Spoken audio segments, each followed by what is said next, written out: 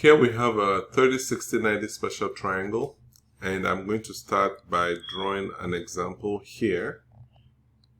And this is my 30, this is my 60 over here, and then this is my 90 here. So the side opposite 30 is going to be s, so therefore the hypotenuse is going to be 2s, and the side opposite 60 is going to be s square root of 3.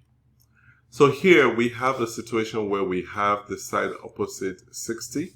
So what we're going to do here is say that s square root of 3 is equal to 15. So therefore, we're going to divide both sides by square root of 3.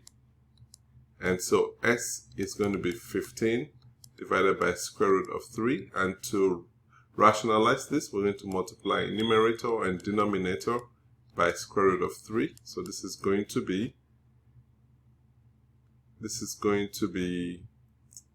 15 square root of 3 divided by 3.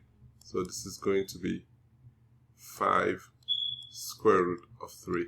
So therefore s is going to be 5 square root of 3, and s represents the side opposite 30 degrees. So the x here is going to be 5 square root of 3. And if this is 5 square root of 3, your hypotenuse is going to be 2s.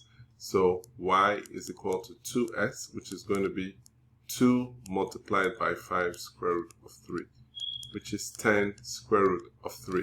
So now we have x is equal to 5 square root of 3, y is equal to 10 square root of 3.